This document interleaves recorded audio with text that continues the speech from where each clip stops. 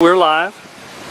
Mark Anderson with American Free Press here in association with videographer Ron Avery. We're in south central Texas, Bastrop County. And this here is a Confederate memorial on the county courthouse grounds in Bastrop County. And this memorial is being challenged by the Elgin NAACP. And they want this tall memorial. Show that, Ron. Yes. We must be talking about, a good 25 feet tall, approximately. Yes. They want it taken off the courthouse grounds, the Stars and Bars Memorial, and put in a museum somewhere. Now, putting something this tall in a museum shows an obvious lack of foresight, let alone the merit or demerits of such an argument that it should be removed at all. At any rate, we're getting a little closer here. We're going to show what it says. It says, "Tell it as you may, it never can be retold. It can never be told. Sing it as you will.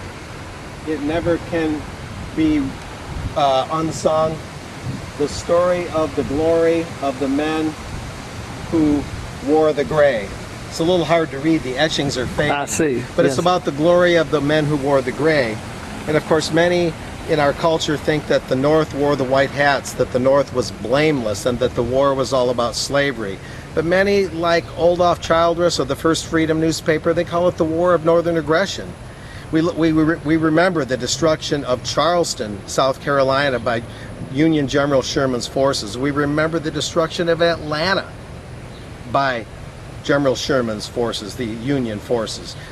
The North did not always wear the white hats, and it was a war about many things: economics, tariffs against Southern products that were being shipped from Europe to the South because the North was exercising monopolies over those commodities. So slavery was put in later to give a emotional battle cry to get the Northern people to support the war on the South. Otherwise, they wouldn't have supported it. These are a lot of historical facts or things to look into that are rarely, if ever, brought out. And so we really have to wonder if the NAACP's effort to remove this proud memorial, agree with it or not, from these county grounds, whether that's a good idea. We sometimes let our opinions get in our way of just preserving history objectively and letting the chips fall where they may. So we'll be keeping an eye on this issue, but this is something that's been cooking here lately in late July 2015, and we'll be back with more updates. I'm Mark Anderson with American Free Press. Can I ask a question, Mark? Sure. It looks like it says here that this is in memory of the Confederate soldiers in Bastrop County, Texas. That's correct. It's got the local angle, although Texas had a very big role in the Confederacy that people don't realize, such as John Ireland, who's honored in Seguin, Texas, and he fought Federals, as they call them, federal troops along the coast in Texas, along the Gulf Coast. Yes. Another thing that I don't, one thing that's being left out of all this, Mark, is the fact that during Reconstruction in the South, the blacks were allowed to run free and ransack the South, being protected by Union troops. The whole town of Brenham was burnt to the ground by blacks. Brenham, Texas? Brenham, Texas, and that town is built on my great-great-great-grandmother Arabella Gray Harrington's Spanish land grant that she received coming in with Austin. Wow, that's interesting. That's right, and we happen to know that no Brenham was burnt to the ground by blacks under Union troop protection. Yeah, I mean, a crime is a crime regardless of the color of the perpetrator. You know, we have to keep a unbiased attitude in terms of how we assess those sorts of things. At any rate, this is the story that's going on, and the NAACP of Elgin apparently just started this effort, and these kind of things are going on all over. It's almost as if the North is still trying to conquer the South, still taking down whatever remnant of the Stars and Bars, the Southern flag, that still remain.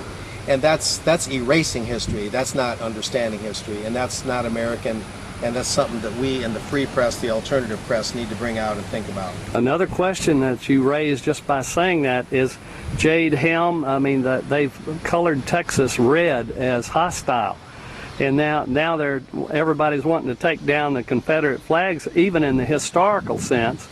And you see in Seguin, we put up 6 flags around the courthouse fountain in the courtyard because Texas has been under 6 flags. Does that mean now that we can allow the French flag to fly and the Mexican flag to fly and the United States flag to fly and the Republic of Texas flag to fly, Right. but we cannot have the Confederate flag to fly?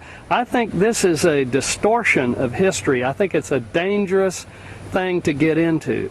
It is. It's a distortion. They're trying to take a piece of history and erase it. That's not how you learn from history. Whether you like what happened in the past, whether you liked what the South stood for, is immaterial. You can't just take what you don't like and pretend it never happened.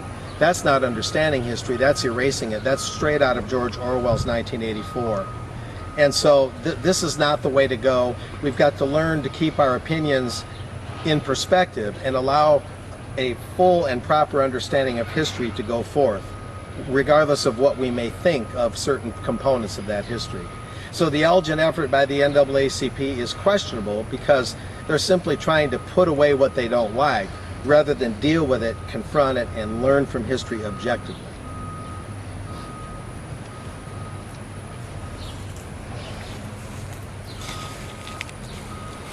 Okay, it says here it's erected by the United Daughters of the Confederacy of Bastrop, chapter number 1020, June 3rd, 1910. And my great-grandmother was a proud member of the Daughters of the Confederacy. My mother was as well. So I, for one, wouldn't be too hot about taking all this down. Lest we forget, I think that's a whole thing. I think for one thing too that it also says governments better watch how far they push the people, because there can be a backlash. Even if unsuccessful, it can be an unpleasant backlash.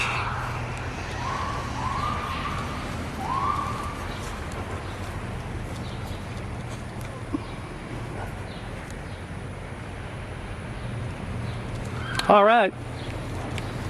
You want to sign us off, Mark? Thanks for watching this segment on the Bastrop County Confederate Memorial on the grounds of the county courthouse. We'll see you next time. American Free Press in association with Ron Avery, the videographer.